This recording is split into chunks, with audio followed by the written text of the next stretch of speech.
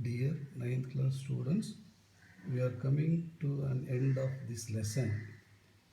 In the previous video, you have learned two diagram based question. Now we are going to simplify. In another book, they gave the same type of diagram where here you will see ovule and the embryo cell.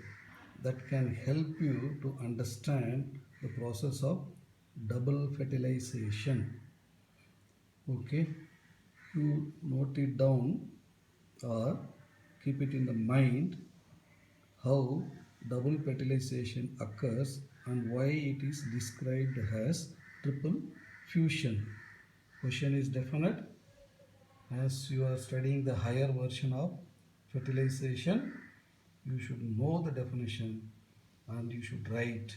That is why what you have learned in the lower class is fertilization only. Fertilization means fusion of male and female gamete to form zygote. But here you are going to study what is happening in higher plants like angiosperms. That is why I am giving this extra point to you and much emphasize so that you will get the mark. Definitely you will get this question.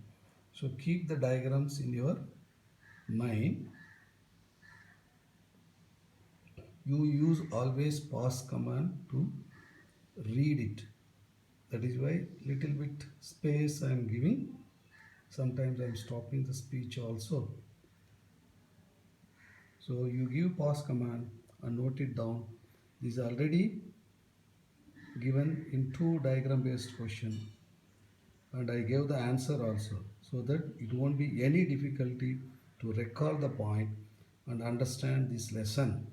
This lesson is also very simplified and that is why I gave the title Let Us Simplify. Okay, now I am focusing on double fertilization and triple fusion. Okay, in this process, one male gamete fuses with the egg and forms zygote, then develops embryo, and that is why it is fertilization. Then take the next sentence.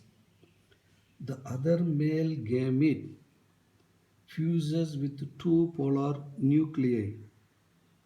Try to understand two polar nuclei, and that is why it is called triple fusion and double fertilization. One is very natural, normal. One male gamete fuses with the egg, correct? Secondly, the other male gamete fuses with two polar nuclei, and that is why it is double fertilization. Then what could be the outcome of that triple fusion? You write down the same point. Here is the author's name is given and the definition is also given. You can read it. There won't be any difficulty to understand. Yes, this is observed by in higher plants like angiosperm by a famous scientist S.G. Navashin.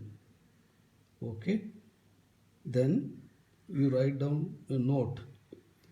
Why you are studying triple fusion? Because the outcome of the triple fusion is the endosperm that provides nourishment to the growing embryo.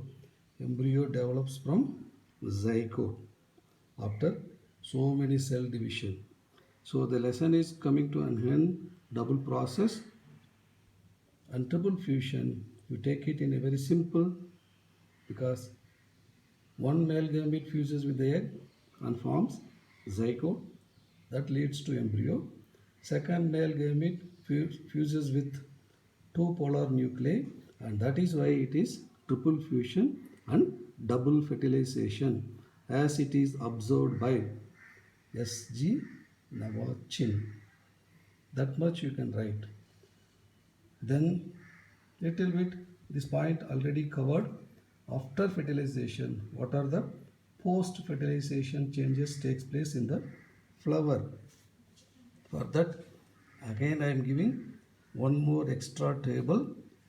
Earlier you have been asked to write 8. Now you have more choices. Here 13 parts are there. See, post fertilization changes. Yes, you know, ovary becomes fruit, ovule becomes seed. In between, they have given much emphasis. Ovary wall become pericarp. Yes, this is a higher class version, pericarp. Ovary wall is also known as pericarp. Otherwise, everything is same. See,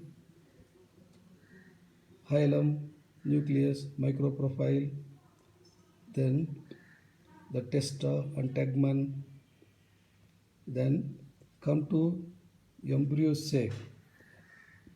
Here it is given very clearly, embryo sac becomes seed coat. This is extra point for you. Then already we mentioned synergids that helps the egg cell to fuses with male gamete. Then it disappears. That is why it is given. Then the last emphasis is secondary nucleus. That is what the outcome of the two polar nuclei fuses with male sperm to form endosperm. That is why it is double fertilization. Keeping all this process in your mind, you note down this table.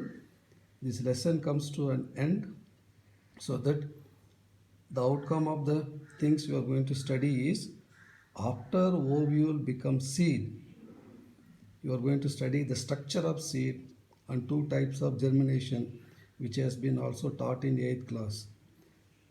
Next class will be online, so stay connected and study well.